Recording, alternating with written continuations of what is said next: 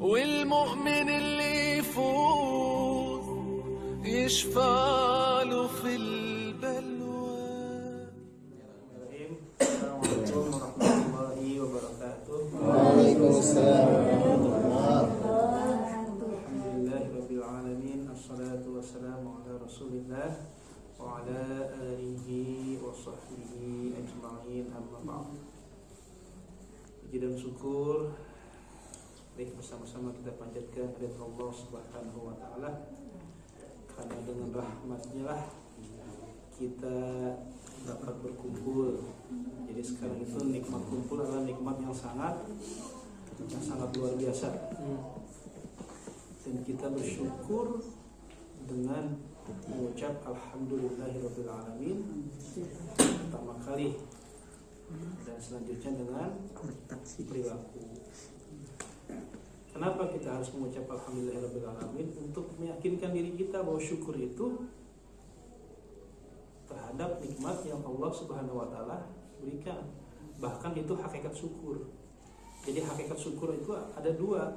Pertama, kita tahu nikmat itu dari Allah Subhanahu wa taala. Kedua, kita tidak mampu untuk bersyukur. Itu hakikat syukur. Ketika kita tidak mampu untuk bersyukur dan kita tahu itu nikmat dari Allah, maka itulah hakikat syukur. Nah, ini kalau kata Maulana Sayyid Imam Abdul Azaim, wa in kana syukru ka fardun wa man yaqumu bi syukrik. Kalau syukur itu kewajiban, siapa yang akan bersyukur kepada Engkau ya Allah? Saya minum, alhamdulillah itu nikmat, saya harus syukuri. Itu setiap nikmat yang harus kita syukuri, karena syukur sendiri adalah nikmat yang akan melahirkan syukur-syukur yang lainnya. Jadi kita tidak mampu. Tanya ketika Nabi Daud alaihissalam, ya Allah kaifa ashkuruk, bagaimana aku bersyukur kepadamu, sedangkan syukur itu adalah nikmatmu. Laqad syakartani ya Daud. Ini menurut syakartani ya. Itu yang pertama. Yang kedua tentu dengan amal. Syukru min jinsil amal. Terima kasih, syukur kepada Allah itu dari bentuk amal. Misalnya nih, budget keluar, jangan budget deh. Kita azar keluar, itu kan syukur, itu kan nikmat Allah dari segi mal ya. Ya kalau cuma angkringan sama Bapak Abdu sama Mama Abdu mah bisa lah. Itu dari jenis amal. Terus kita Allah Subhanahu wa taala anugerahkan ilmu. Ya jadi min jinsi, jadi ilmu kita infakkan, kita ajarkan orang, itu juga bagian dari syukur. Itu syukur. Selawat bertersalam, mari bersama-sama kita panjatkan kehadirat Nabi besar Muhammad sallallahu alaihi wasallam. Jadi udah sampai situ aja. Jadi saya sangat terkesan dengan ceramah, tausiah, nasihat, isyarat, atau jihad min fadlati Maulana Syekh Ali al-Faqihul Maqasidi. Subhanallah. Yarfa'illahu alladhina amanu minkum walladzina utul ilma. Orang kan sebelum acara ini kan sebenarnya saya ingin tanya kepada panitia, takrim itu apa sih? Takrimun najihin. Apakah orang itu sangat hina sampai perlu ditakrim? Jadi Allah saja memuliakan orang yang berilmu. Masa ya kita enggak sih kan gitu ya? Artinya apakah najah itu bagian isyarat atau alamat bahwa orang itu berilmu? Iya, bagi saya. Tapi rosib bukan bagian bahwa orang itu tidak berilmu. Kalau rosib itu banyak apanya, banyak kemungkinan dan banyak kendala-kendalanya. Kiai Haji Abdul Rahman Wahid, presiden pertama, sampai lulus enggak? Karena banyak kendalanya, tapi dia jadi orang nomor 1 di Indonesia dan jadi guru bangsa yang gelar profesornya udah nggak bisa kehitung gitu. Jadi yang najah insya Allah memang memiliki ilmu karena belajar. Tapi yang tidak najah bukan berarti dia tidak memiliki ilmu, karena banyak faktor gitu. Nah faktor inilah yang harus kita cari dan harus kita benahi agar kita bersama-sama an-najah wal falah.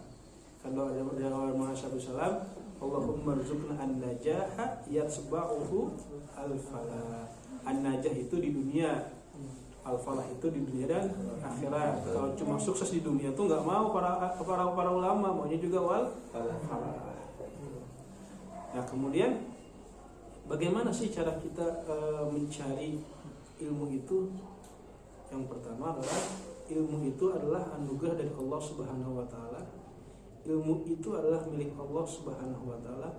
Maka kita datang menghadap Allah Subhanahu wa taala dengan rasa bahwa kita ini kosong. Kita ini tidak memiliki apa-apa. Kalau seandainya kita ingin minta kopi, bagi kopi dong, tapi dalam gelas kita udah ada air putih. Nggak bisa kan? Kita kosongkan dulu gelas kita. Kita ini tidak punya apa-apa. Karena Allah Subhanahu wa taala yang memiliki ilmu. Kedua, kita harus mencari wadah dan membersihkannya. Ilmu itu sesuatu yang sangat bermanfaat.